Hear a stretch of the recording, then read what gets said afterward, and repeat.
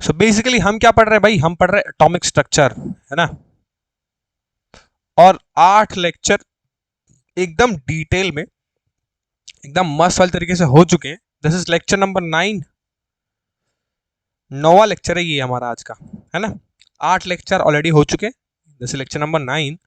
और lecture number 9 में हम प्रीवियस लेक्चर में जहां छोड़े थे उसका कंटिन्यू करेंगे। बहुत सारी बातें ऑलरेडी हो चुकी है, और कुछ जो बातें बची हुई हैं उसको भी जल्दी कवर अप करके इस चैप्टर को बहुत जल्दी निपटाएंगे हम, ठीक है। 2 या 3 लेक्चर में ये जो चैप्टर है वो हो जाएगा समाप्त।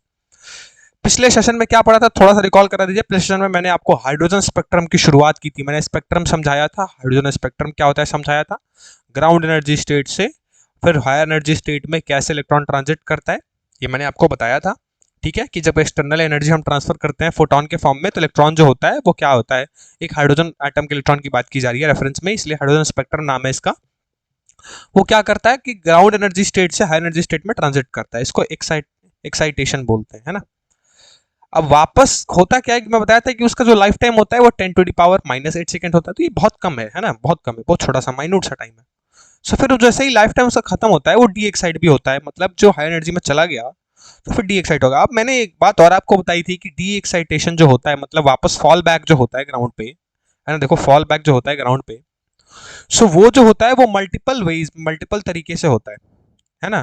भाई एक तरीका तो है नहीं, मैंने आपको बताया था कि जैसे मान लो इलेक्ट्रॉन चला गया 4 पे, सो उसकी मर्जी या तो डायरेक्टली 3 पे आए, फिर 2 पे आए, फिर 1 पे आए, है ना, या फिर डायरेक्टली 2 पे आए फिर 1 पे आए, है ना, या फिर सीधे 1 पे आ जाए, या फिर पहले 3 पे आए फिर 3 से डायरेक्टली 1 पे आ जाए, है ना। तो बहुत सारी मल्टीपल वेज, मल्टीपल पॉसिबिलिटी होती है। मैंने लिखा भी है यहाँ कि there are multiple number of ways for one to fall back into its ground, for an electron है ये, ठीक है, for an electron to fall back in its ground energy state. तो मल्टीपल तरीके हो सकते हैं। अब मैंने आपको बताया था कि उसी मल्टीपल तरीके को हम क्या करते हैं, स्पेक्ट्रल लाइंस के फॉर्म में रिप्रेजेंट करते हैं, है ना। जैसे ट्रांजिशन होता है उसको हम क्या करते हैं, लाइंस के थ्रू रिप्रेजेंट करते हैं, और उसको हम क्या कहते हैं, उन लाइंस को हम कहते हैं स्पेक्ट्रल लाइंस। मैंने आपको समझा रखा है इस चीज को। अब आज का जो लेक्चर है, बेसिकली थोड़ा एंगेजमेंट चेक कर लेते हैं। आज का जो लेक्चर है ना, कहाँ गया ये रहा, हाँ जी। तो आज का जो लेक्चर है वो बेसिकली इसके आगे होगा। आगे में क्या होगा कि जो स्पेक्ट्रल लाइन है उससे रिलेटेड और भी सारी थ्योरीज दी गई, बहुत सारे साइंटिस्ट इन स्पेक्ट्रल लाइंस पे स्टडी किए, और उन्होंने अपनी अपनी स्पेक्ट्रल लाइंस की एक सीरीज बनाई, है ना। सो बेसिकली अब हम हाइड्रोजन स्पेक्ट्रम जो है, तो इस हाइड्रोजन स्पेक्ट्रम के अंदर हाइड्रोजन स्पेक्ट्रल लाइंस की सीरीज को हम स्टडी करेंगे आज, ठीक है। अब ये जो सीरीज जो है ये डिफरेंट डिफरेंट साइंटिस्ट के नाम पे ही वो सीरीज बनाई गई। ये जो स्पेक्ट्रल लाइन है ना, इस जो मल्टीपल तरीके हैं, मल्टीपल वेज हैं वापस आने के, उसको रिप्रेजेंट करते हैं हम एक स्पेक्ट्रल लाइन से। और हुआ क्या ना कि डिफरेंट डिफरेंट साइंटिस्ट ने इस स्पेक्ट्रल लाइन पे स्टडीज की और अपनी अपनी स्पेक्ट्रल लाइंस की एक सीरीज बना दी। जैसे जो पहली चीज सीरीज हमको पढ़नी है उसको हम बोलते हैं लाइमैन सीरीज, आपने सुन रखा होगा ये नाम, है ना। फिर क्या होता है, फिर होता है बामर सीरीज। फिर एक और साइंटिस्ट है, उन्होंने भी अपनी एक सीरीज बनाई। तो ऐसे हाइड्रोजन स्पेक्ट्रम के अंदर ये क्या है, लाइन स्पेक्ट्रम की सीरीज है जो हमको पढ़ना है, जिसमें पहला है लाइमैन सीरीज, दूसरा बामर सीरीज, तीसरा होता है पाशन, चौथी सीरीज कौन सी पढ़नी है ब्रैकेट,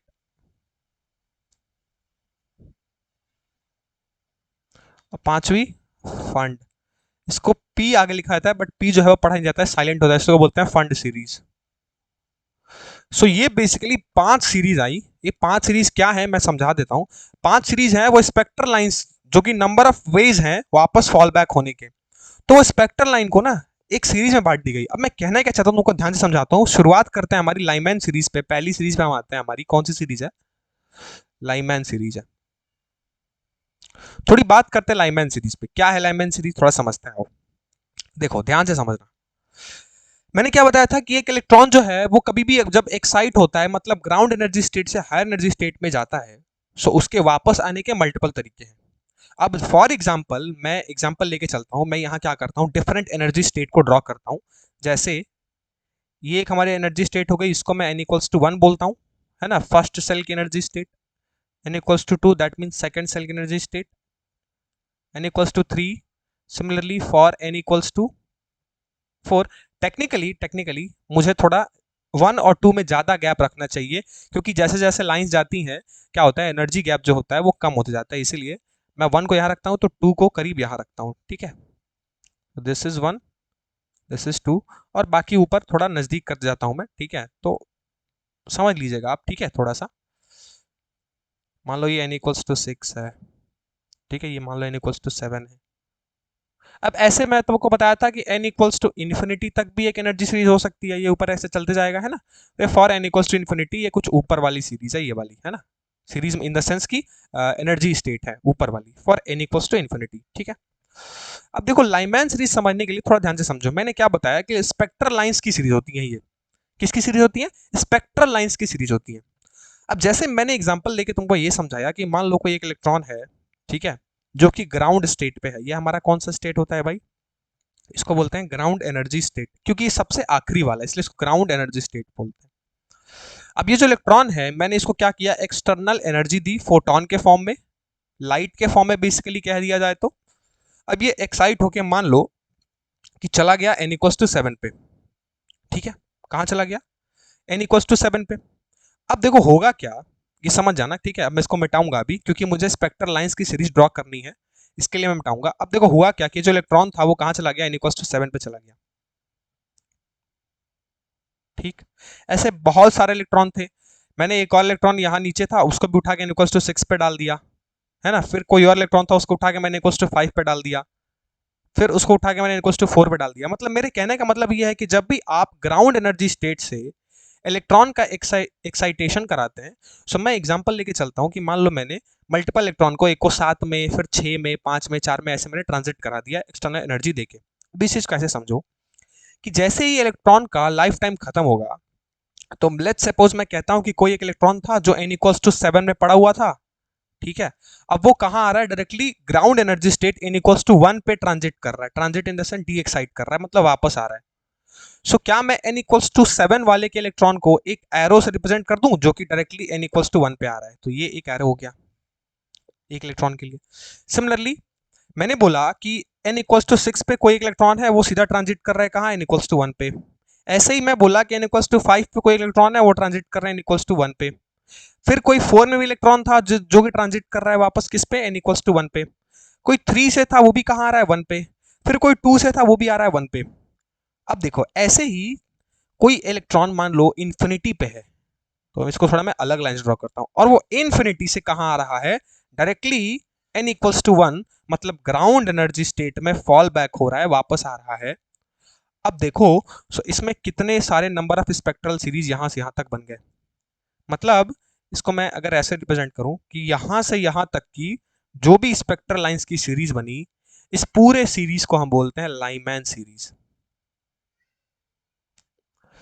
तो ये देख के क्या पता लग गया? ये देख के ये चीज पता लग गई कि सर जब भी इलेक्ट्रॉन कहीं भी हो, चाहे वो इन्फिनिटी पे हो, चाहे वो 7 में हो, 6 में हो, 5 में हो, 4 में हो, 3 में हो, 2 में हो, अगर वो किसी भी एनर्जी स्टेट से ग्राउंड एनर्जी स्टेट में ट्रांजिट करता है, सो उसके बीच जितनी नंबर ऑफ स्पेक्ट्रल लाइंस होंगी, वो सब के सब किस सीरीज में लाई करेंगी? लाइमैन सीरीज में लाई करेंगी। तो ये देखो, ये एक स्पेक्ट्रल लाइंस की सीरीज है, इसीलिए लाइमैन सीरीज का जो कंडीशन है वो क्या है कि मान लो कोई electron n equals to infinity से अगर कहां ट्रांजिट करे? n इक्वल्स टू 1, मतलब सीधे ग्राउंड एनर्जी स्टेट पे ट्रांजिट करे, सो उसके बीच जितनी नंबर ऑफ स्पेक्ट्रल लाइंस होंगी, सब किस सीरीज में लाई करेंगी? Lie in the series of Lyman. मतलब लाइमैन सीरीज के लिए कंडीशंस क्या है कि चाहे आप इनफिनिटी से इलेक्ट्रॉन को ट्रांजिट कराइए, अगर वो डायरेक्टली ग्राउंड एनर्जी स्टेट में, मतलब n इक्वल्स टू 1 पे आके रुकता है, सो हम उसके अंदर आने वाली पूरी स्पेक्ट्रल लाइंस की सीरीज को कौन सा क्या नाम देंगे? Lyman series. लाइमैन साइंटिस्ट का नाम था, उन्होंने अपने नाम पे इस सीरीज को रखा। बताओ कोई कोई दिक्कत है? क्लियर है? बहुत सिंपल, बहुत आराम से समझाया हूं तुम सबको। कोई बात नहीं, कोई बात नहीं। क्लियर है? बताओ जल्दी। ये चीज क्लियर है? बहुत आराम से, बहुत स्लोली मैंने बताया। जो नए होंगे उनको भी समझ आ गया होगा कि लाइमैन सीरीज कब कहेंगे।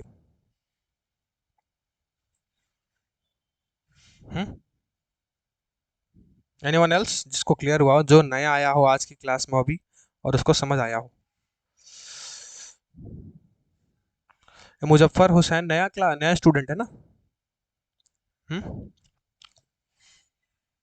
नए स्टूडेंट हैं आप? एक बार मुझे बता दो कौन नया है अभी, जिसका फर्स्ट डे अभी मेरे से इंटरेक्ट कर रहा है।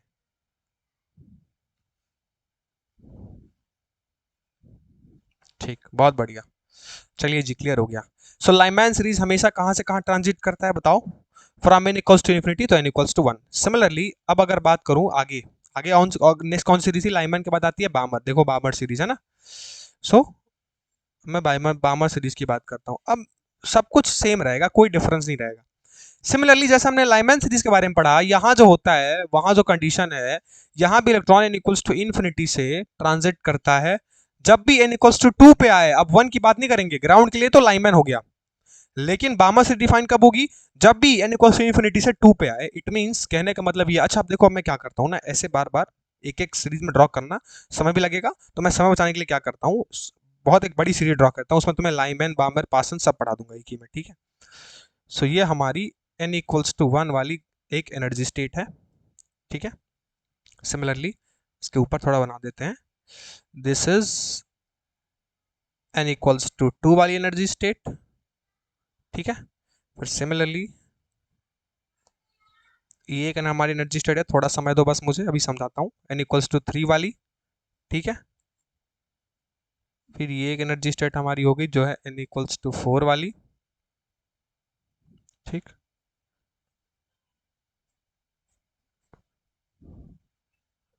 ये है n इक्वल्स टू 5, ठीक है? देन n इक्वल्स टू 6, और ये फिर ऊपर मान लो ऐसे इन्फिनिटी तक चला गया, ठीक है? चलो, तो मैंने आपको क्या बताया पहले कि मान लो 6 से कहाँ आ रहा है? 1 पे। 5 से कहाँ आ रहा है सर जी? 1 पे। 4 से कहाँ आ रहा है? 1 पे। 3 से कहाँ आ रहा है? 1 पे। 2 से कहाँ आ रहा है? 1 पे। तो इस पूरी सीरीज को क्या बोलेंगे भाई? ये लाइमैन वाली सीरीज है भैया। कौन सी सीरीज है?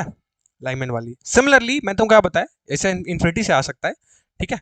कहीं से आ सकता है, लेकिन आएगा अगर 1 पे, जरूरी नहीं सिर्फ इन्फिनिटी। मैंने एक कंडीशन बस यहाँ डिफाइन किया है कि n इक्वल्स टू इन्फिनिटी से मान लो n इक्वल्स टू 1 पे आ रहा है, मतलब आने का कंडीशन क्या है कि n इक्वल्स टू 1 पे अगर आएगा ना, जहां n इक्वल्स टू 1 पे आया वो लाइमैन के अंदर लाई करेगा, ठीक है? तो इसको थोड़ा अच्छे से बना लेते हैं।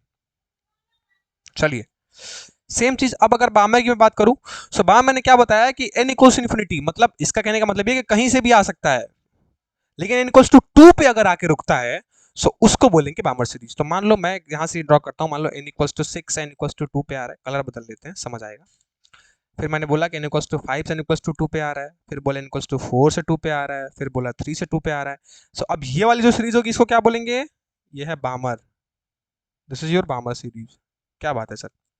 सिमिलरली अब फिर से ट्रांजिशन किसके लिए? बामर के बाद बारी आती है पाशन की। अब पाशन में क्या है देखो, थर्ड सीरीज क्या थी? PASCHEN, इसको पाशन पढ़ते हैं।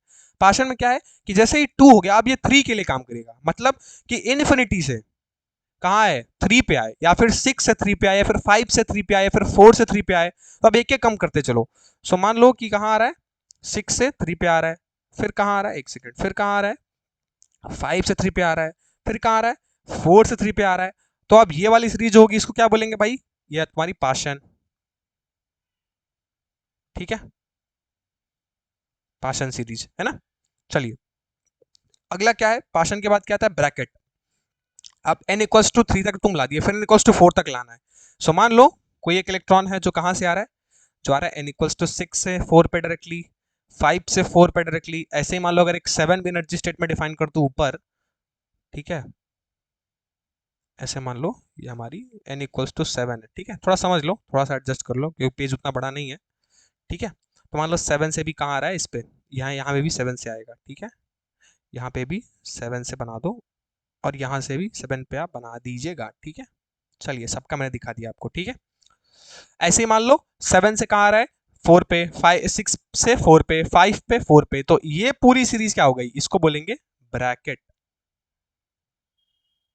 ये ब्रैकेट सीरीज है।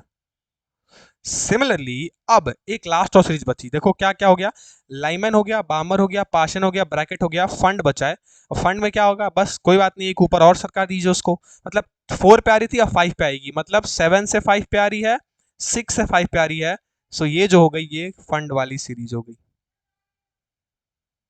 तो आई थॉट कि आपको स्पेक्ट्रल लाइन की सीरीज क्लियर हो गई होगी, बस आपको उसके कंडीशंस को याद रखना है, और कंडीशंस मैं यही मेंशन कर देता हूं अब वापस से, क्योंकि उधर जगह नहीं है। तो क्या है, n इक्वल्स टू इन्फिनिटी से जब भी n इक्वल्स टू 1 पे आए तो Lyman series, similarly n equals to infinity से मान लो n इक्वल्स टू 2 पे अगर आके गिरता है सारा इलेक्ट्रॉन तो कौन सा, Balmer. Similarly n equals to infinity से n इक्वल्स टू 3 पे आता है कोई इलेक्ट्रॉन तो पाशन। फिर n इक्वल्स टू इन्फिनिटी से अगर n इक्वल्स टू 4 पे आता है तो ब्रैकेट, और similarly n equals to infinity से अगर n इक्वल्स टू 5 पे आता है तो वो हो गई तुम्हारी फंड वाली सीरीज। तो मैंने सारी स्पेक्ट्रल लाइन की सीरीज तुमको एक डायग्राम में बता दी। कोई दिक्कत? क्या किसी ने ऐसे एनसीईआरटी वगैरह में देखा है? देखा ही होगा, बिल्कुल देखा होगा, बुक का कंटेंट है। मैं बता दूंगा इन सीरीज से कैसे क्वेश्चन आते हैं, अभी बताता हूँ। ये बताओ क्लियर है कि नहीं अभी? बताओ, कोई दिक्कत, कोई परेशानी? बहुत सिंपल तरीके से पढ़ा रहा हूं, कोई दिक्कत कोई परेशानी नहीं होनी चाहिए, है ना। बस आपको कंडीशंस याद रखने हैं। और जो पूछा है ना कि इस सीरीज से सवाल कैसे आते हैं, वो सवाल आता है यही कंडीशंस पे। लाइमैन सीरीज में कब बनेगा, बामर सीरीज में कब बनेगा। एक और चीज तुमको याद करना चाहूंगा, अभी याद कराऊंगा, चिंता मत करो, ठीक है। वो क्या है थोड़ा नोट करो। अब देखो, अब ये बताओ कि ट्रांजिशन हो रहा है, कहाँ वापस ट्रांजिशन हो रहा है, फॉल बैक हो रहा है, ठीक है सर। अच्छा, फॉल बैक होता है तो क्या होता है? अच्छा ये बताओ, इमिशन और एब्जॉर्प्शन पढ़ा था, याद है? पीछे पीछे चलते हैं थोड़ा सा। अच्छा, एब्जॉर्प्शन में क्या पढ़ाया था मैं? एब्जॉर्प्शन का मतलब एनर्जी को लेना, एब्जॉर्ब करना, है ना जी। तो एब्जॉर्प्शन में क्या होता है, जब भी एनर्जी लेता है तो एक्साइट करता है। लेकिन यहाँ स्पेक्ट्रल लाइन क्या है, यहाँ तो डी एक्साइट कर रहा है, मतलब वापस आ रहा है, तभी तो स्पेक्ट्रल लाइंस को हम ड्रॉ कर रहे हैं। बिल्कुल, डी एक्साइटेशन हो रहा है तभी तो वापस इलेक्ट्रॉन आया, तो उसको स्पेक्ट्रल लाइन की सीरीज में हमने ड्रॉ किया है, बिल्कुल किया है सर। अभी ये बताओ, जब भी कोई इलेक्ट्रॉन हायर एनर्जी से लोअर एनर्जी में डी एक्साइट करता है, सो वो क्या करता है, एनर्जी वापस रिलीज करेगा ना। अरे जितना लिया था उस एनर्जी को रिलीज करेगा, तभी डी एक्साइट करेगा। बिल्कुल, ये मैंने पिछले लेक्चर में पढ़ा दिया था, सुने होगे तो याद होगा। क्या पढ़ाया था मैं, कि जब भी जितनी एनर्जी लेता है उतनी एनर्जी वो वापस भी कर देता है जब वो वापस आता है तो ये बताओ, ये जब भी वापस एनर्जी ट्रांजिट करेंगे तो क्या करेंगे, ये कुछ ना कुछ एनर्जी को क्या करेंगे, रेडिएट करेंगे। रेडिएट मतलब बाहर निकालेंगे, बिल्कुल निकालेंगे। अब अगर ये इलेक्ट्रॉन वापस से फॉल बैक मतलब डी एक्साइट हो रहे हैं, मतलब वापस से ट्रांजिट कर रहे हैं नीचे, वो एनर्जी को रिलीज करेंगे। और एनर्जी का फार्मूला हमने पढ़ा है। एनर्जी का फार्मूला क्या होता है भाई? एनर्जी फार्मूला होता है H by lambda. It means कि अगर वो एनर्जी रेडिएट कर रहे हैं तो साथ साथ क्या होगा, कुछ वेवलेंथ भी रेडिएट कर रहे होंगे या नहीं कर रहे होंगे? बिल्कुल, कुछ वेवलेंथ भी, क्योंकि एनर्जी निकली है तो एनर्जी के साथ क्या एसोसिएटेड होता है, वेवलेंथ। तो हर एनर्जी के साथ वेवलेंथ एसोसिएटेड है। सो ये क्या करते हैं, जब भी मल्टीपल ट्रांजिशंस करते हैं, जैसे लाइमैन सीरीज की बात करूं तो जब भी n इक्वल्स टू इन्फिनिटी से n इक्वल्स टू 1 पे ट्रांजिट करता है, सो ये क्या करता है, कुछ रेंज की वेवलेंथ को एमिट करते हैं, रेडिएट करते हैं। और इनकी जो रेंज होती है, जब आप इलेक्ट्रोमैग्नेटिक स्पेक्ट्रम, है ना, दिखा होगा इलेक्ट्रोमैग्नेटिक स्पेक्ट्रम, कभी तुम लोगों ने देखा होगा, अगर नहीं देखा है तो दिखा देता हूं तुम लोग को। आओ पहले EMI स्पेक्ट्रम, EMW स्पेक्ट्रम करके आओ, देखो पहले दिखा देते हैं, ठीक है, डोंट गेट कंफ्यूज। ये देखो, ये क्या है, देखो, gamma rays, X rays, UV rays, infrared, radio waves, ये क्या है, इसको बोलते हैं इलेक्ट्रोमैग्नेटिक स्पेक्ट्रम। मतलब डिफरेंट डिफरेंट वेवलेंथ के लिए कौन कौन सी रेज जो है वो एमिट होती हैं, उसका एक स्पेक्ट्रम है। सो कभी आपने अगर नहीं देखा है या फिर देखा होगा, ऐसा तो नहीं देखा नहीं होगा, बट मैं तुमको समझाने के लिए यहाँ लेके आया हूँ वापस से, ठीक है, जस्ट फॉर अ रेफरेंस, कि आप देख सकते हैं यहाँ कि जो 400 नैनोमीटर दिख रहा है, 500 नैनोमीटर, 600 नैनोमीटर, 700 नैनोमीटर, तो इनकी एक रेंज बनाई गई है। सभी वेवलेंथ की क्या है, एक रेंज है। मतलब रेडियो वेव्स कहाँ से कहाँ है, देखो ये 600 से थोड़ा सा ज्यादा दिख रहा है, थोड़ा सा ज्यादा, और कहाँ है 700 के पार। तो ये एक रेडियो वेव्स की रेंज है, ये वाली रेंज देखो ध्यान से, थोड़ा जूम इन कर देते हैं तब दिखेगा। हाँ देखो, सिमिलरली इंफ्रारेड देखो कहाँ से कहाँ बनाया गया, देखो ऑलमोस्ट समथिंग 500 से थोड़ा सा ज्यादा है ना। यूबी वाली देखो, इंफ्रारेड देखो यहाँ से यहाँ 600 नैनोमीटर, फिर थोड़ा सा ज्यादा दिख रहा है। सो इट मींस इसको थोड़ा सा और कोई सिंप्लीफाइड डायग्राम मिलता है तो उसे समझाता हूँ तुम लोग को, रुक जाओ। देखो वेवलेंथ इन मीटर, ध्यान से देखो, यूवी रेज कहाँ शुरू हुई है, ऑलमोस्ट 10⁻8 से 10⁻6 तक है, फिर यहाँ से इंफ्रारेड शुरू हो गया, है ना। तो बेसिकली मैं कहने समझाने का मतलब बस एक ही है देखो 400, 500, 600, 700 ये नैनोमीटर वेवलेंथ है, देखो नैनोमीटर में। सो मेरे समझाने का सिंपल सा मतलब यही है कि जब भी वो क्या करेगा, वापस से ट्रांजिट करेगा तो एनर्जी को रिलीज करेगा, और एनर्जी से वेवलेंथ जुड़ी होती है। तो जब भी transition different different shell numbers पे होती है, फॉर एग्जाम्पल अगर मैं कहूं कि लाइमन सीरीज के अंदर जितने भी ट्रांजिशन होते हैं वो n इक्वल्स टू इन्फिनिटी से n इक्वल्स टू 1 पे होते हैं। सो उस केस में जिस रेंज का वेवलेंथ जो वो रिलीज करता है ना, वो रेंज अल्ट्रा वायलेट रेंज में आती है। मतलब जिस नैनोमीटर या फिर जिस मीटर का वो क्या करते हैं वेवलेंथ रेडिएट करेगा, उसकी रेंज किसके अंदर लाई करेगी, इलेक्ट्रोमैग्नेटिक स्पेक्ट्रम का जो यूवी वाला एरिया है ना, अल्ट्रा वायलेट वाला एरिया है, उसके अंदर लाई करेगी। सिमिलरली अब मैं अगर तुमसे कहूं कि बामर सीरीज, तो अगर मैं सिंपल सी बात कहूं बामर सीरीज, तो बामर सीरीज कहां से कहां ट्रांजिट हो रहा है, from n equals to infinity तो n इक्वल्स टू 2। सो इसके अंदर जो भी वेवलेंथ वो रिलीज करेगा वो लाई करता है तुम्हारे विजिबल रीजन के अंदर। ठीक है। सेम चीज अगर मैं कहूं कि पासन सीरीज कहां से कहां ट्रांजिट करता है, इन्फिनिटी से n इक्वल्स टू 3 पे आएगा पासन सीरीज। तो इस केस में जितनी एनर्जी या फिर जितना वेवलेंथ वो रेडिएट करेगा, उस वेवलेंथ की रेंज किस किस इलेक्ट्रोमैग्नेटिक स्पेक्ट्रम के किस रेंज में लाई करेगी, वो लाई करेगी IR, it means infrared reason में।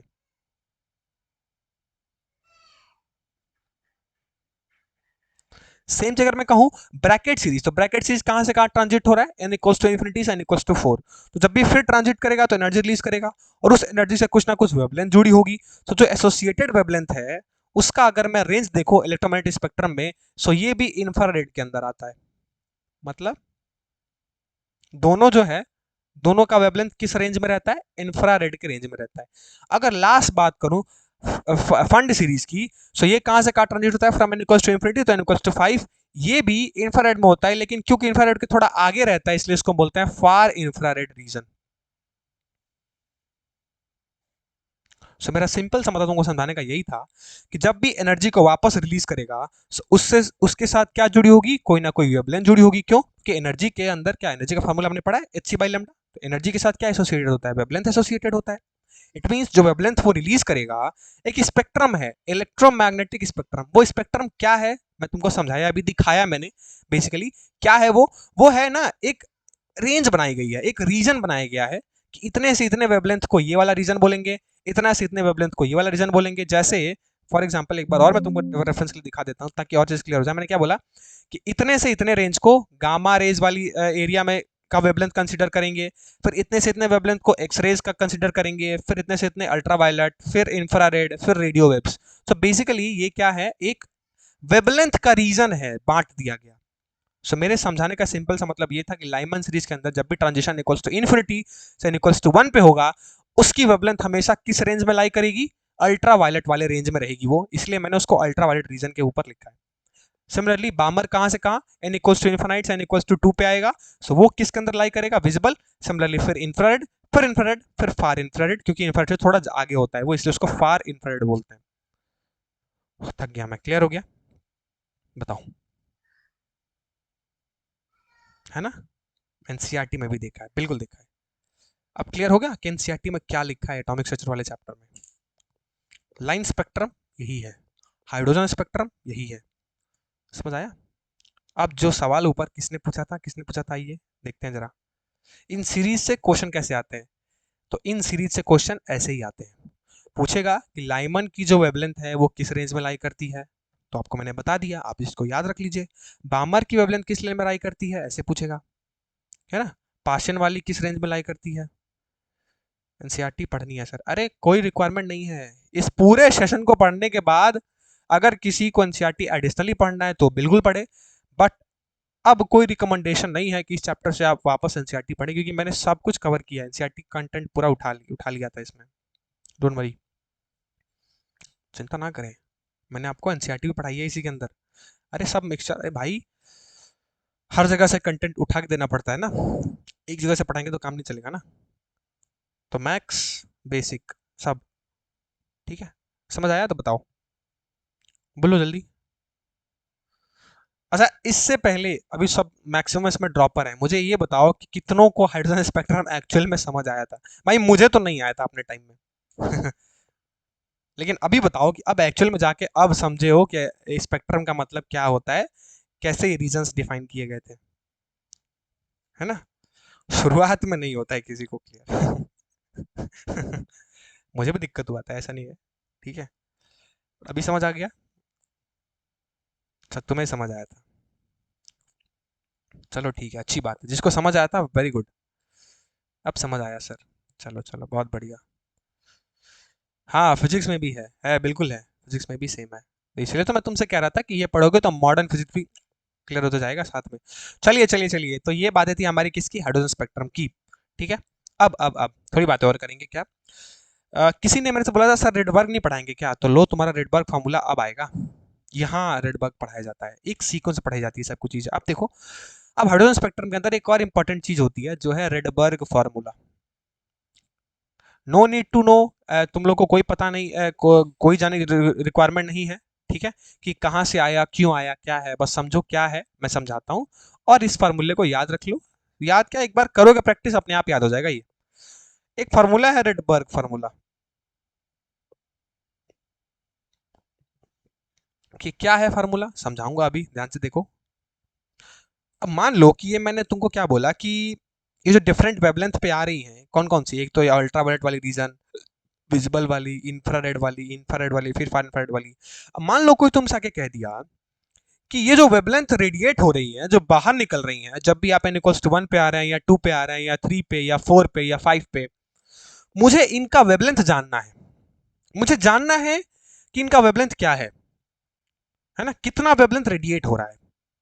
सो उस चीज को जानने के लिए रेडबर्ग नाम के एक साइंटिस्ट थे, उन्होंने अपना एक फार्मूला दिया। उन्होंने बोला कि आओ हम बताते हैं कि जो लाइन स्पेक्ट्रम आप पढ़ते हो, उस लाइन स्पेक्ट्रम के अंदर ये जो ट्रांजिशन वापस होता है फॉल बैक वाला, मतलब स्पेक्ट्रल लाइन जो है, ये कौन कौन से वेवलेंथ पे रेडिएट होती हैं, उनका वेवलेंथ कितना होता है, वो वेवलेंथ निकालने के लिए आपको एक फार्मूला दिया गया जिसको बोलते हैं रेडबर्ग फार्मूला। सो याद रखिए, रेडबर्ग फार्मूला हमेशा आप लाइन स्पेक्ट्रम की वेवलेंथ निकालेंगे जब भी वो n=1 पे आए या 2 पे आए या 3 पे आए या 4 पे आए या 5 पे आए, ठीक है।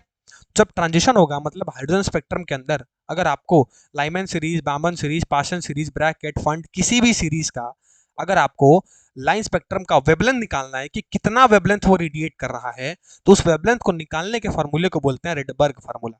अब बिना किसी देरी के वो फार्मूला आपको लिखवा देते हैं, और फार्मूला नोट डाउन करिए, इंपॉर्टेंट है। ये हमेशा आपके लाइन स्पेक्ट्रम की वेवलेंथ निकालने के काम आता है, ठीक है। ये होता है 1/λ is equals to R Z square 1/n1 square minus 1/n2 square. ये है आपका प्यारा सा रेडबर्ग फार्मूला, हालांकि देखने से प्यारा सा तो नहीं है, पर ठीक है कोई बात नहीं, करते करते याद हो जाता है। ये रेडबर्ग फार्मूला है, इसको बोलते हैं रेडबर्ग फार्मूला। अब देखो इसमें 1/λ का टर्म है, तो आप इसको रिवर्स करके लेमडा आराम से निकाल सकते हो, जहां लेमडा क्या है, एसोसिएटेड वेवलेंथ है। सब चीज समझाऊंगा, डोंट वरी। लेमडा क्या है, एसोसिएटेड वेवलेंथ है जो कि लाइन स्पेक्ट्रम से जुड़ा हुआ है। आर, आर को बोलते हैं रेडबर्ग कांस्टेंट जी। क्या बोलते हैं इसको, एक सेकेंड, आर को बोलते हैं रेडबर्ग कांस्टेंट,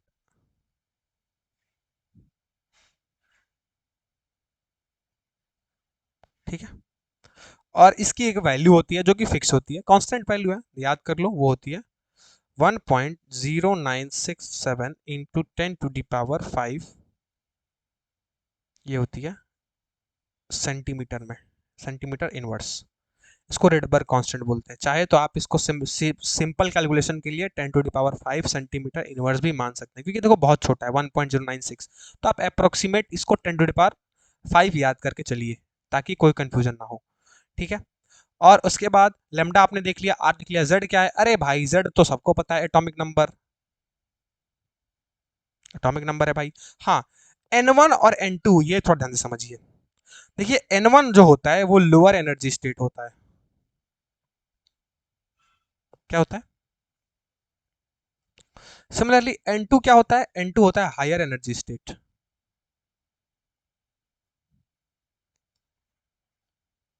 सो ये पूरे आपको टर्मिनोलॉजी मैंने दे दी, कि इस फॉर्मूले में कौन कौन सा टर्म क्या क्या को रिप्रेजेंट करता है, मतलब किस किस चीज को। जैसे लेमडा वेवलेंथ को रिप्रेजेंट करता है, आर रेडबर्ग कांस्टेंट है जिसका बेसिकली अगर मैं सिंपल सा वैल्यू याद कर लूं तो 10⁵ आप डायरेक्टली याद कर सकते हैं, ठीक है। जेड एटॉमिक नंबर होता है, N1 लोअर एनर्जी स्टेट और N2 हायर एनर्जी स्टेट। अब ये क्या, तो ढंग समझो कैसे इसको लगाएंगे, थोड़ा मैं तुमको समझा देता हूँ। फॉर एग्जांपल यही समझा देता हूँ। फॉर एग्जांपल अगर कोई सवाल दे दिया कि कोई एक इलेक्ट्रॉन है जो कि ट्रांजिट कर रहा है from n equals to 6 to n equals to 1, ठीक है, बोल देगा find out the associated wavelength. So आप कुछ नहीं करना, देखो n इक्वल्स टू 6 और n इक्वल्स टू 1, बड़ा कौन सा है, n इक्वल्स टू 6, तो जो 6 वाला है ना उसको आप N2 मान लेना, यानी हायर एनर्जी स्टेट कहने का मतलब है N2 है वो यहाँ 6 है, और लोअर एनर्जी स्टेट मतलब N1 यहाँ 1 है। अब आपको N2 N1 पता चल गया, R आपको पता ही है, और जिस एटम का इलेक्ट्रॉन देगा, मान लो हाइड्रोजन का दे दिया तो हाइड्रोजन के लिए Z की वैल्यू आप 1 रख देंगे। सो इस फार्मूले में Z को 1 रख दीजिए, R को 10⁵ रख दीजिए। N1 तुम्हारा लोअर एनर्जी स्टेट है, इसलिए N इक्वल्स टू 1, लोअर कौन सा है, 1 ही है ना। सो N1 आप 1 को मानेंगे और N2 आप 6 को मानेंगे, तो 1/N1 square minus 1/N2 square डाल के सॉल्व कर दीजिए, वेवलेंथ आपको एसोसिएटेड वेवलेंथ आराम से मिल जाएगी, कोई दिक्कत। यही है रेडबर्ग फार्मूला। मुझे भी नहीं आया था पहले, ओके अभी ठीक है, अभी तो आया ना भाई। Rydberg formula clear?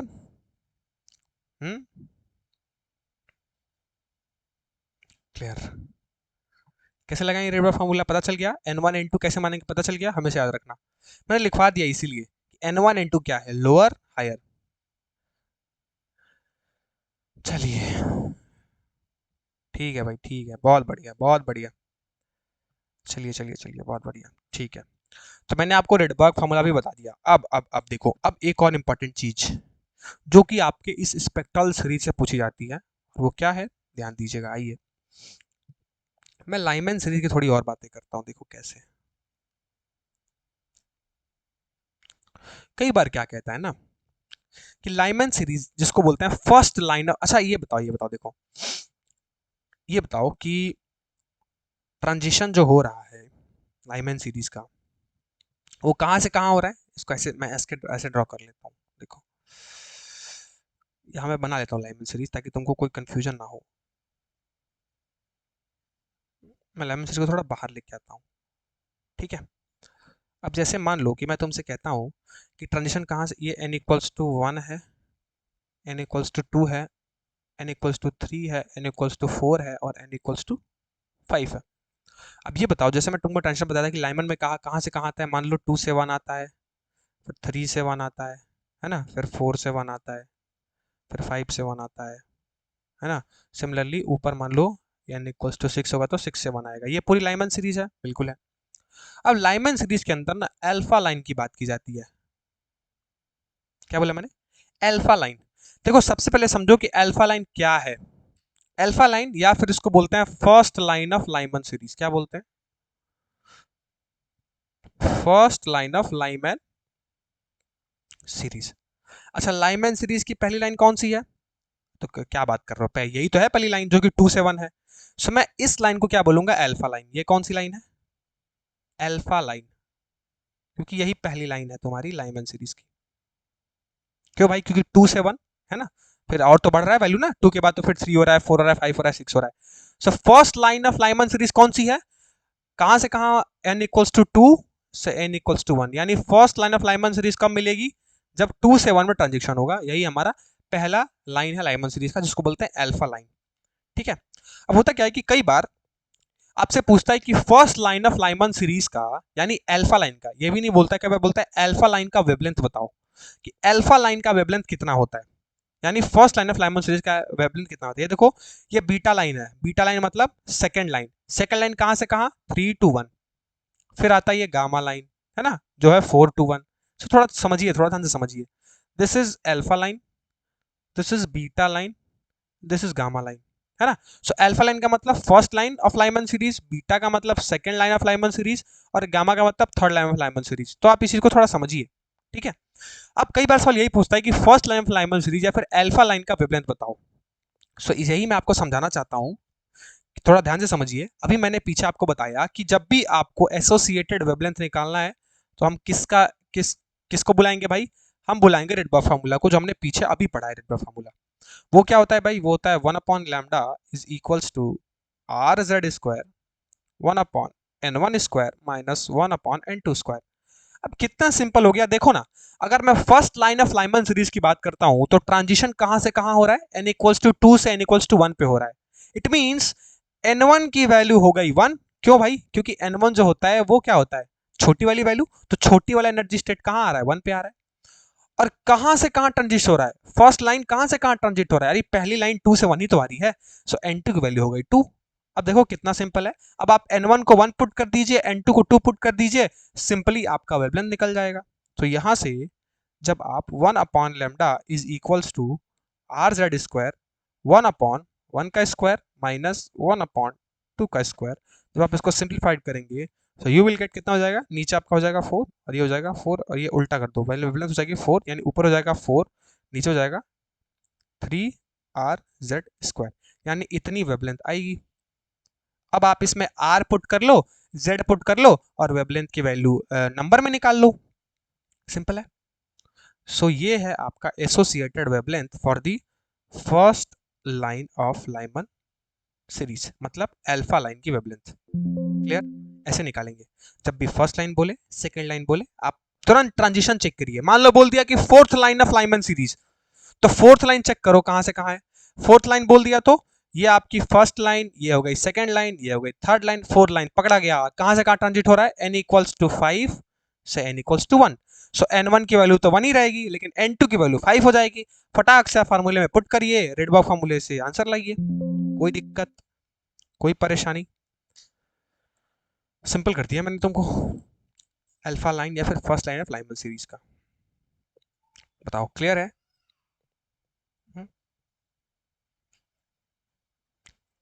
क्लियर है, सबको क्लियर है कि first line of Lyman series या फिर अल्फा लाइन की बात जो मैंने की है वो कैसे कैसे निकालेंगे। सिर्फ फर्स्ट लाइन की नहीं, ये एप्लीकेबल है सभी, second line third line fourth line, बस मैंने एग्जांपल एक दो को फर्स्ट लाइन समझा दिया, उसके बाद आप लगाइए फार्मूला फिर आंसर पाइए।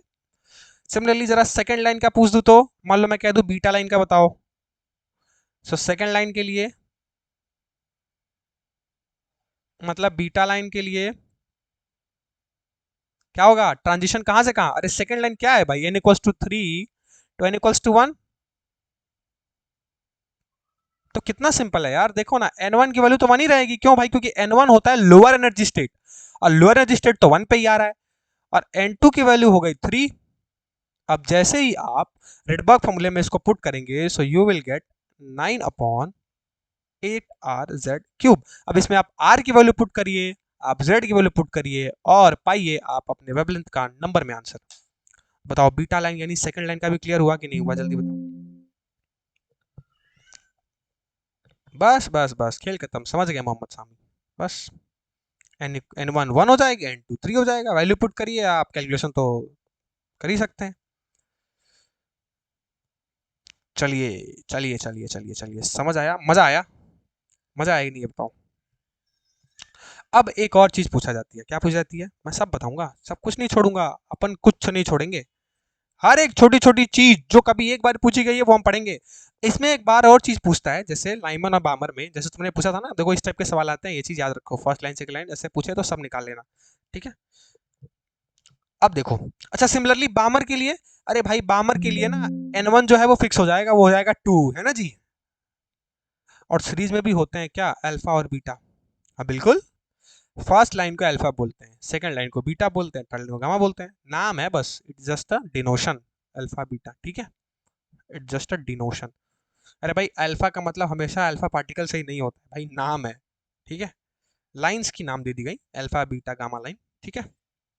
उसको एच अल्फा एच बीटा बोलते हैं, क्यों, क्योंकि हम हाइड्रोजन स्पेक्ट्रम पढ़ रहे हैं ना, तो उसको एच अल्फा एच बीटा बोला जाता है, ठीक है, ठीक है। ऐसा जरूरी थोड़े कि एक बार कहीं अल्फा ले दिया तो फिर दोबारा कभी अल्फा नहीं लेंगे ऐसा मत, ऐसा है, ऐसा थोड़े रखेंगे, ठीक है, जस्ट अ डिनोशन, ठीक।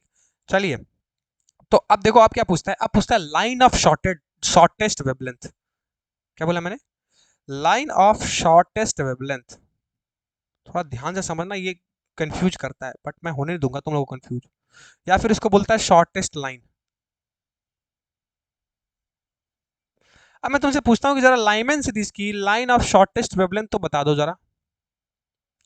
हाँ, कि लाइन ऑफ शॉर्टेस्ट वेवलेंथ कौन सी होगी। अब लाइमैन सीरीज में अगर मैं देखूं तो ये हमारी एक लाइमैन सीरीज है। अब इसमें अगर मेरे को line of shortest wavelength check करना है, सो सबसे पहली चीज मुझे क्या चेक करनी पड़ेगी, एनर्जी का डिफरेंस।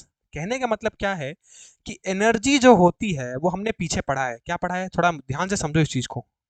हमने पीछे पढ़ा है कि एनर्जी जो होती है सर वो होती है एच सी बाई लेमडा, और H और C दोनों का प्रोडक्ट होता है कांस्टेंट। इट मींस मैं साफ साफ लिख सकता हूं कि energy is inversely proportional to lambda.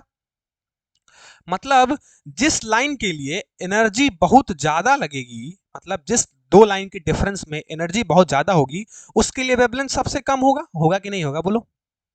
बिल्कुल साफ साफ दिख रहा है कि जिस लाइन के लिए, जिस दो लाइन के बीच की बात करता हूं मैं, तो जिस दो लाइन के बीच का एनर्जी डिफरेंस बहुत ही ज्यादा होगा, उस दो लाइंस के बीच का वेवलेंथ बहुत छोटा होगा, तो हमको तुरंत शॉर्टेस्ट वेवलेंथ मिल जाएगा। अब हमको लाइमैन सीरीज में चेक करनी है कि कौन से दो ट्रांजिशन ऐसे हैं, कौन से दो ट्रांजिशन ऐसे हैं जिसमें एनर्जी का जो डिफरेंस है वो बहुत ज्यादा है। तो खुद सोच के देखो, क्या मैं n इक्वल्स टू टू और n इक्वल्स टू वन की बात करूं तो एनर्जी का डिफरेंस कितना है, अरे वो तो सिर्फ इतना ही है। उससे ज्यादा तो n इक्वल्स टू थ्री का है, उससे भी ज्यादा n इक्वल्स टू फोर का है, n equals to five, n equals to six. अब खुद सोचो कि अगर मेरे को, खुद थोड़ा दिमाग लगाओ, हल्का सा दिमाग लगाओ, ये कि मान लो कोई इलेक्ट्रॉन ग्राउंड एनर्जी स्टेट में है और मेरे को उसको इन्फिनिटी पे भेजना है, सो कितनी ज्यादा एनर्जी लगेगी ना, है कि नहीं। ये बात सोच के देखो, किसी इलेक्ट्रॉन को उठाना है और n इक्वल्स टू इनफाइनाइट वाले सेल में उसको भेजना है, सो कितना ज्यादा एनर्जी का डिफरेंस हो जाएगा, गैप कितना ज्यादा हो जाएगा। इट मींस कि जो भी transition n equals to infinity से n इक्वल्स टू वन तक हो रहा है, उस ट्रांजिशन में आपको मैक्सिमम एनर्जी का डिफरेंस देखने को मिलेगा। और मैंने अभी आपको पीछे यह बताया कि जिस दो ट्रांजिशन में एनर्जी डिफरेंस मैक्सिमम होगा, उसी ट्रांजिशन के लिए जो वेवलेंथ होगा वो सबसे शॉर्टेस्ट होगा। तो मेरे कहने का मतलब यही था कि जब भी electron n equals to infinity से n इक्वल्स टू वन पे ट्रांजिट करेगा, सो वो वाली जो लाइन होगी उसको हम बोलेंगे लाइन ऑफ शॉर्टेस्ट वेवलेंथ। और क्यों ऐसा होगा, क्योंकि इन n इक्वल्स टू इनफाइनाइट और n इक्वल्स टू वन के बीच का जो एनर्जी का डिफरेंस है वो अप टू द मैक्स है, मैक्सिमम है, बहुत ज्यादा नंबर पे चाहिए एनर्जी। खुद सोच के देखो, अगर एक इलेक्ट्रॉन को उठा के और n इक्वल्स टू इन्फिनिटी में डालना है तो कितनी ज्यादा एनर्जी लगेगी। तो एनर्जी मैक्सिमम तो वेवलेंथ मिनिमम। तो हमसे क्या पूछा है, लाइन ऑफ शॉर्टेस्ट वेवलेंथ। तो शॉर्टेस्ट वेवलेंथ की लाइन क्या होगी, n इक्वल्स टू इन्फिनिटी से n इक्वल्स टू वन पे आने वाली जो लाइन होगी वही लाइन ऑफ शॉर्टेस्ट वेवलेंथ होगी। बताओ क्लियर है कि नहीं। ऐसा क्यों होगा, यहां नोट कर देता हूं, बिकॉज एनर्जी जो होगी वो मैक्सिमम होगी। बताओ क्लियर है कि नहीं। क्या ये दोनों ट्रांजिशन हमको शॉर्टेस्ट लाइन देंगे कि नहीं देंगे, बताओ। सब लोग को क्लियर है कि शॉर्टेस्ट वेवलेंथ का मतलब क्या है। मतलब एनर्जी डिफरेंस जितना ज्यादा, अपने आप उसका वेवलेंथ बहुत कम हो जाएगा। अब सोच के देखो कि अगर वन से इन्फिनाइट तक ले जाना है, सो कितनी ज्यादा एनर्जी चाहिए, तो एनर्जी का डिफरेंस बहुत ज्यादा, तो उस लाइन के लिए वेवलेंथ बहुत छोटा, बहुत शॉर्ट, है कि नहीं। तो अब जरा मुझे बता दो कि अगर मैं इसका वेवलेंथ तुमसे पूछूं कि लाइन ऑफ शॉर्टेस्ट वेवलेंथ क्या है, तो कहोगे क्या बात कर रहे हैं सर, कितना सिंपल हो गया। अरे भाई n2 हमारा इस केस में इन्फिनाइट हो जाएगा और n1 हमारा वन हो जाएगा, और हमारे पास फार्मूला तो पड़ा हुआ है, क्या, R Z square one upon n one square minus one upon n two square. लो भैया, so one upon lambda R Z square, one upon n one क्या है, वन का स्क्वायर माइनस एन टू क्या है, अरे इन्फिनिटी का square, और वन बाय इन्फिनिटी को जीरो मान लो। सो सिमिलरली जो वेवलेंथ होगा वो होगा one upon are Z cube, cube नहीं स्क्वायर, क्यूब में क्या लिख दिया मैं अभी, स्क्वायर। यानी इतनी वेवलेंथ चाहिए, और इस ये जो वेवलेंथ है, ये कौन सी वेवलेंथ है, ये मिनिमम वेवलेंथ है, और इसको बोलेंगे वेवलेंथ ऑफ शॉर्टेस्ट लाइन। क्या बात है, क्लियर। अब इसमें आर और जेड की वैल्यू पुट करो और वेवलेंथ का आंसर पाओ नंबर में।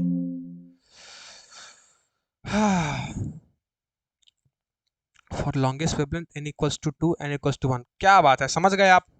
सर वेवलेंथ में चेंज नहीं होता क्या? अरे वेवलेंथ में चेंज क्यों होगा भाई? वेवलेंथ में चेंज तो तुम्हारी एनर्जी पर डिपेंड करता है ना।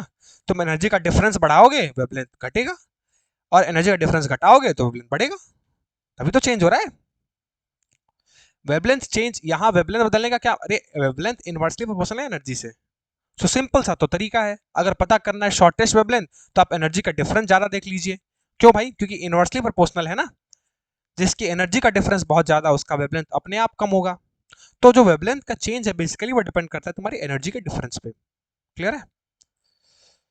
चलिए अब यही चीज मैं आपसे कह दूं फॉर लॉन्गेस्ट वेवलेंथ, तो अब तो देखो आंसर भी आ गया और तो समझ भी गए होगे कि लॉन्गेस्ट वेवलेंथ के लिए सर जी क्या करेंगे। फॉर लॉन्गेस्ट वेवलेंथ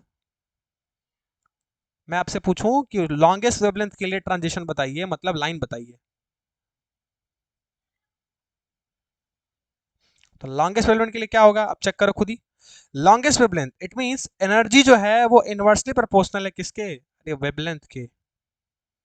तो अगर मेरे को वेवलेंथ बहुत ज्यादा चाहिए, बहुत मैक्सिमम चाहिए, लॉन्गेस्ट चाहिए, तो मुझे एनर्जी मिनिमम करनी पड़ेगी, मतलब सबसे कम एनर्जी। साफ साफ आपको दिख रहा है कि सबसे कम एनर्जी का डिफरेंस किससे किसके बीच है, from n equals to 2 to n equals to 1। सबसे छोटी एनर्जी का गैप यही है ना, है कि नहीं? देखो जब 2 से 1 में आएगा तो यार 1 से 2 में तुम खुद सोचोगे किसी इलेक्ट्रॉन को 1 से 2 में डालना है तो थोड़ी सी बना दोगे तो फटाक से 1 से 2 में चले जाएगा।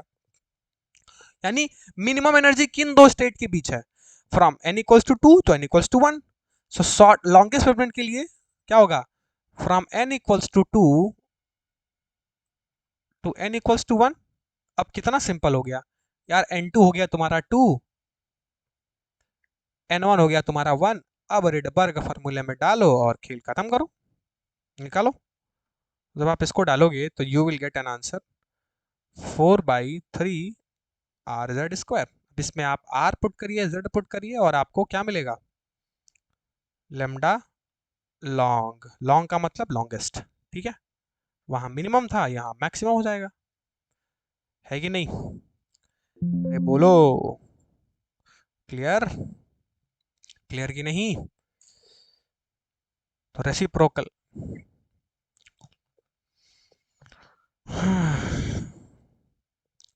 पता नहीं कब से चिल्ला रहा हूँ कि इनवर्सली प्रोपोर्शनल है, इनवर्सली प्रोपोर्शनल है। एक तो पहले तुम रेसिप्रोकल का स्पेलिंग गलत लिखे हो। रेसिप्रोकल नहीं बोला जाता है, टर्मिनोलॉजी को समझो। It is inversely related. Inversely related का मतलब कि एक बढ़ेगा तो अपने आप दूसरा घटेगा। डायरेक्टली प्रोपोर्शनल और इनवर्सली प्रोपोर्शनल में डिफरेंस नहीं जानते हो? रेसिप्रोकल बोल रहा है गधा। क्लियर है सबको? लैग लैग हो रहा है क्या? लैग हो रहा है? अरे ना ना, फिर से लैग हो रहा है।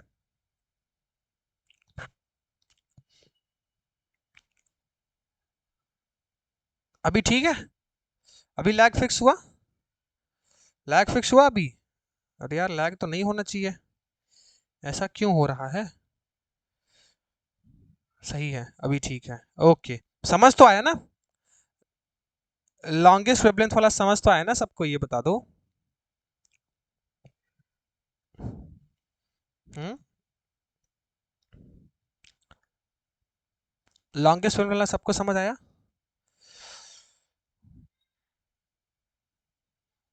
चलिए चलिए, बहुत बढ़िया बहुत बढ़िया, शानदार। अब क्या भाई, आगे चलो। अभी भी खत्म नहीं हुआ है। अब एक क्या होता है कि छोटे छोटे कोने से उठा के क्वेश्चन पूछ दिए जाते हैं। ये सब तो अच्छे अच्छे क्वेश्चन थे, इससे पूछ जाते हैं। मैंने आपको अप टू द मैक्स पूरा बता दिया, शॉर्टेस्ट लॉन्गेस्ट ऐसे आप। ये तो लाइमन के बारे में बात की थी, ऐसे आप बामर पाशन अब तो सबका देख लोगे यार। एक बार कॉन्सेप्ट सीखो, बामर पाशन फंड, इसके लिए आप अप्लाई करो। खुद एक बार शॉर्टेस्ट लॉन्गेस्ट वेवलेंथ लिखो, और मैं तो कहूंगा कि आर और जेड की वैल्यू पुट करके नंबर में भी आंसर निकालना, ठीक है? चलिए, अब कई बार क्या करता है ना, अब एक और टॉपिक होता है जिसको बोलते हैं नंबर ऑफ स्पेक्ट्रल लाइंस। ये भी बड़ा कॉमन सा सवाल है जो पूछा जाता है, जेई वेई में भी या नीट में भी तो जरूर पूछा जाता है, ठीक है? क्या कहता है ना, कहता है कि जैसे कोई भी इलेक्ट्रॉन मान लो कि लोअर से हायर में चला गया, अब वापस आएगा तो मैंने आपको क्या बताया था कि there are multiple number of ways, मतलब आने के तरीके मल्टीपल्स हैं। जैसे पता चले 1 4 3 2 1 करके आ रहा है, या फिर सीधे 1 पे आ जा रहा है, या फिर सीधे 4 पे आ जा रहा है। जैसे मैंने आपको दिखाया था ना, मल्टीपल तरीके हो सकते हैं, there are multiple number of ways जिससे इलेक्ट्रॉन जो है वो वापस फॉल बैक हो सकता है। तो वो कई बार क्या पूछते हैं ना कि बताओ कितने नंबर ऑफ स्पेक्ट्रल लाइंस बनेंगी। जैसे फॉर एग्जांपल अगर मैं तुमसे कहूं कि ये दो एनर्जी स्टेट्स हैं, दो तीन डिफाइन कर दे रहा हूं मैं, जैसे n इक्वल्स टू 1 है, n इक्वल्स टू 2 है, n इक्वल्स टू 3 है, n इक्वल्स टू 4 है। सो मान लो मैं कह दिया कि एक इलेक्ट्रॉन जो है वो n इक्वल्स टू 4 पे बैठा है, उसको n इक्वल्स टू 1 पे ट्रांजिट करना है। सो एक तरीका क्या हो सकता है कि वो डायरेक्टली 4 से 1 पे आ जाए। दूसरा क्या हो सकता है, वो 4 से 3 पे आए, 3 से 2 पे आए, फिर 2 से 1 पे आए, है ना। तीसरा क्या हो सकता है कि वो 4 से सीधे 2 पे आए, फिर 2 से सीधे 1 पे आए, हो सकता है बिल्कुल। ऐसा भी हो सकता है वो 4 से सीधे 3 पे आए और 3 से सीधे कहाँ आए, 1 पे आए, हो सकता है ना, बिल्कुल पॉसिबिलिटी है, बिल्कुल है। अब इस केस में मैं तुमसे पूछता हूं कि बताओ कितनी नंबर ऑफ स्पेक्ट्रल लाइन बनी। तो जरा लाइन को गिनो, ये एक लाइन, 2 3 4 5 6 7 8। सो इधर टोटल लाइन कितनी है, टोटल नंबर ऑफ लाइंस कितनी है जिसको एन नॉट नोट कर रहा हूं, वो है 8। सो n इक्वल्स टू 1 और n इक्वल्स टू 4 के बीच तो आप आसानी से कैलकुलेट करके बता सकते हो कितने नंबर ऑफ स्पेक्ट्रल लाइंस है। लेकिन अगर मैं कह दूं कि n इक्वल्स टू 1 से जरा n इक्वल्स टू 16 तक के बीच बताओ कि कितने नंबर ऑफ स्पेक्ट्रल लाइंस होंगी, दिमाग चकरा जाएगा, पागल हो जाओगे। कैसे निकाले, मान लो बोल दिया कि नंबर ऑफ स्पेक्ट्रल लाइंस कितनी हो रही है, मतलब वापस आने के मल्टीपल नंबर ऑफ तरीके हैं, वो कितने तरीके हैं जरा स्पेक्ट्रल लाइन गिन के बताओ मेरे को। अब ये अगर मान लो कह दूं कि n इक्वल्स टू 16 से n इक्वल्स टू 1 पे आ रहा है, पागल हो जाओगे, हालत खराब हो जाएगा, निकाल नहीं पाओगे कितने नंबर स्पेक्ट्रल लाइंस होंगे, प्रोबेबिलिटी का खेल हो जाएगा ना फिर यहाँ। सो इसी चीज को सॉल्व आउट करने के लिए हमारे पास एक फार्मूला दिया गया हमको, जिसको बोलते हैं नंबर ऑफ स्पेक्ट्रल लाइंस निकालने का। तो किसी भी दो ट्रांजिशन के बीच कभी भी आपको नंबर ऑफ स्पेक्ट्रल लाइन निकालने हो तो उसका फार्मूला है, नोट डाउन करिएगा, जिसको मैं एन नॉट से रिप्रेजेंट कर रहा हूं, जो होता है n2 minus n1 multiply by n2 minus n1 plus 1 upon 2।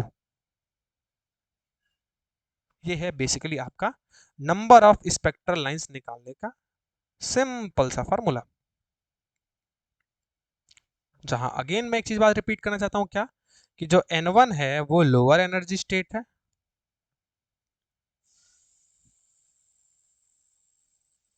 और n2 जो है वो है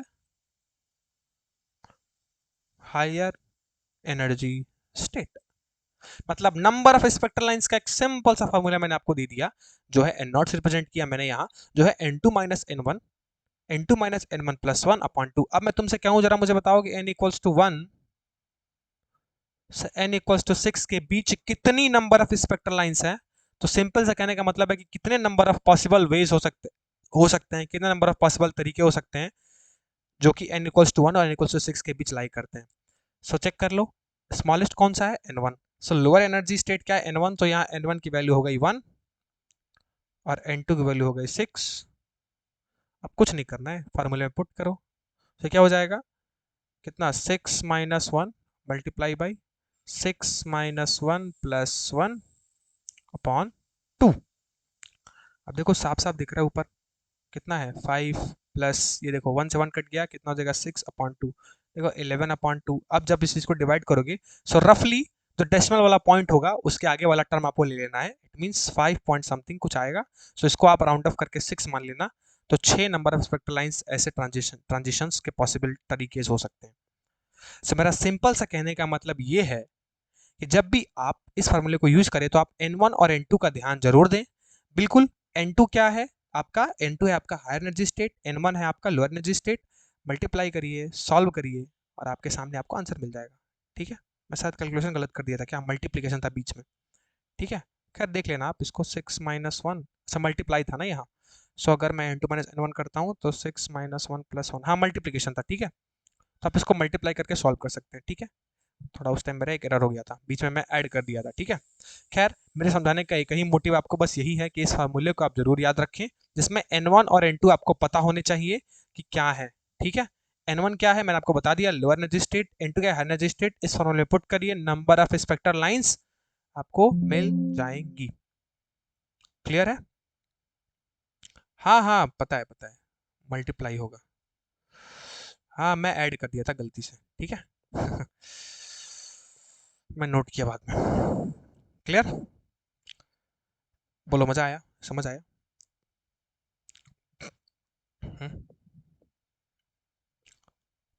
अगर मजा आया, समझ आया, तो खुश हो जाइए, क्योंकि बोहर मॉडल होता है यहां समाप्त। 75% of the chapter is completed. 25% में बहुत छोटी मोटी थ्योरीज हैं, मैं आपको बताऊंगा आगे। डी ब्रॉगली वेवलेंथ पढ़ेंगे, है ना, हाइजेनबर्ग अनसर्टेनिटी प्रिंसिपल पढ़ेंगे। इलेक्ट्रॉनिक कॉन्फ़िगरेशन या अबाव प्रिंसिपल में आपको नहीं पढ़ाऊंगा, वो आप खुद से पढ़िएगा, सिंपल है। और आपको क्वांटम नंबर में पढ़ा दूंगा। इलेक्ट्रॉनिक कॉन्फ़िगरेशन अब सिखाने जाऊं, इतना भी तो वो नहीं होगा, तुम लोग को आता तो होगा, अबाव प्रिंसिपल तो पढ़े होगे। सो इसी में है, ठीक है। मैं आपको आगे जो बचा है वो पढ़ा दूंगा, ठीक है। अभी आप एक चीज नोट कर लीजिए, क्योंकि ये बॉर मॉडल खत्म हो चुका है, तो अभी क्लास रुक जाओ भाई, भाग क्यों रहे हो, 7 लोग हो गए, रुक तो जाओ, समझ तो लो। बॉहर मॉडल खत्म हुआ यहाँ। बॉहर मॉडल खत्म होने के साथ साथ अभी भी ये सिलसिला रुका नहीं है। अभी बॉहर मॉडल के ड्रॉबैक को समझिए। जब ड्रॉबैक क्लियर हो जाएगा अभी, तो फिर उसके बाद हम आगे, इनका भी ड्रॉबैक था भाई, 100% ट्रू थोड़े था इनके भी एटम्स के बारे में, ठीक है। इनका ड्रॉबैक समझिए, ड्रॉबैक लेके ही क्लास छोड़ूंगा आज, ठीक है, ताकि ये खत्म हो जाए, फिर नेक्स्ट सेशन में हम आगे कंटिन्यू करेंगे बॉहर मॉडल के, ठीक है। अब इनका ड्रॉबैक थोड़ा नोट कर लीजिए, सिंपल सा ड्रॉबैक है, कोई ज़्यादा वो नहीं है, ड्रॉबैक नोट करिए। Drawback of Bohr's atomic model. देखो कितना मस्त सीक्वेंस मैंने तुमको पढ़ाया ना, कोई तुम कंफ्यूजन क्रिएट नहीं हुआ, क्योंकि इस चैप्टर को पढ़ते वक्त सबसे बड़ा कंफ्यूजन ये रहता है ना कि सर कौन सी चीज पहले पढ़े, कौन सी चीज बाद में पढ़े, ये कहाँ से रेडिमेड स्पेक्ट्रम आ रहा है, कहाँ से हाइड्रोजन स्पेक्ट्रम आ रहा है। मैंने सब कुछ रिलेट कराया है, कनेक्ट कराया है, ठीक है। पता नहीं, मुझे नहीं पता कि तुम लोग सिलेक्शन हो जाएगा, चलो हुआ भी नहीं हुआ भी वो तो बात की बात होती है।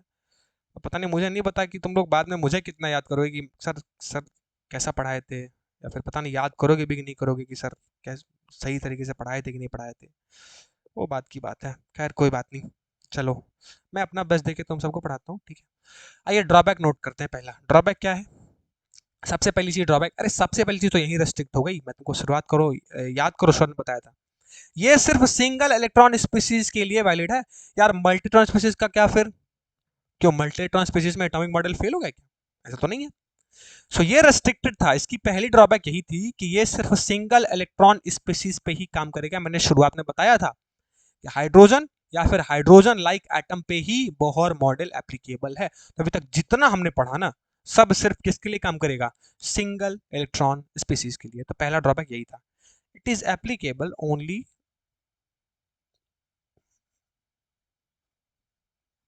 फॉर सिंगल इलेक्ट्रॉन स्पीसीज, ठीक है। दूसरी चीज क्या हुई देखो, इसमें एक स्टार्क इफेक्ट और जीमन इफेक्ट करके एक टर्म है, समझो। ये स्टार्क इफेक्ट या फिर इसी को जीमन इफेक्ट बोला जाता है,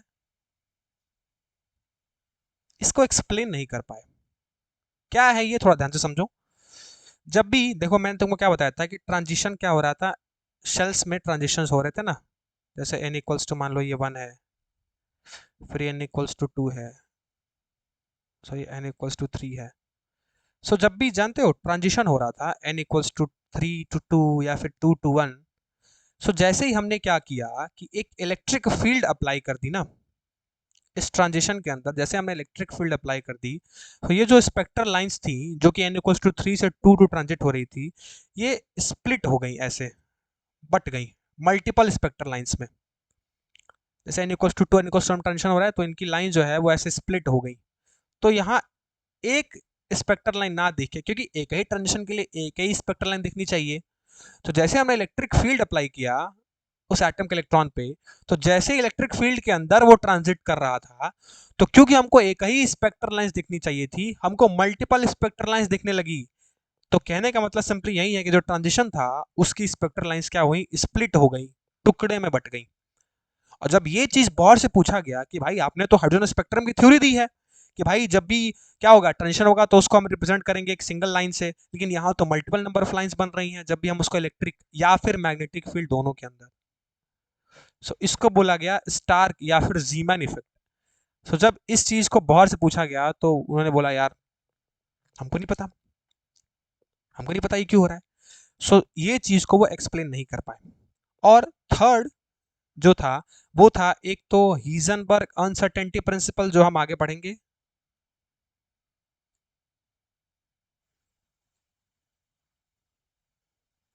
एक तो वो हीजनबर्ग अनसर्टेनिटी प्रिंसिपल को और डी ब्रॉगली हाइपोथेसिस, उन दोनों को एक्सप्लेन नहीं कर पाए। मतलब उनका जो मॉडल था, ये दोनों जो साइंटिस्ट अपना अपना, आगे पढ़ेंगे हम, चिंता नहीं करो, क्या है हीजनबर्ग क्या है डी ब्रॉगली आगे पढ़ेंगे, बट अभी समझ लो कि ये दोनों भी साइंटिस्ट थे, इन्होंने अपना भी एटॉमिक मॉडल दिया आगे जाके।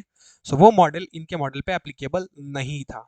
सो डी ब्रॉगली हाइपोथेसिस को भी वो एक्सप्लेन नहीं कर पाए अपने बोहर एटॉमिक मॉडल से। सो ये 3 ड्रॉबैक थे। क्लियर है?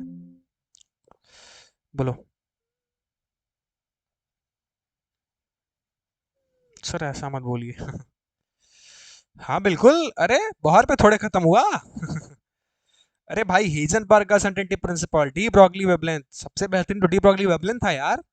डुअल नेचर उन्होंने ही तो एक्सप्लेन किया कि किसी मूविंग पार्टिकल के साथ एक वेव एसोसिएटेड होती है, तो sometime it behave as a wave, sometime it behave as a particle. बोले लड़ो नहीं, मैक्सवेल लड़े, हाइगन्स लड़े, क्या बोले, न्यूटन्स लड़े, न्यूटन तो क्लासिक मैकेनिक्स होगी, न्यूटन नहीं लड़े, आइंस्टीन लड़े। आइंस्टीन लड़े कि नहीं भाई, जो मैटर है वो पार्टिकल नेचर शो करता है।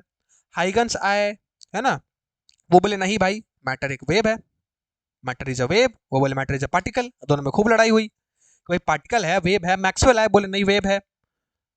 उधर से आइंस्टीन आए तो बोले नहीं भाई पार्टिकल है, हमने फोटो इलेक्ट्रिक इफेक्ट करके दिखाया वो पार्टिकल है।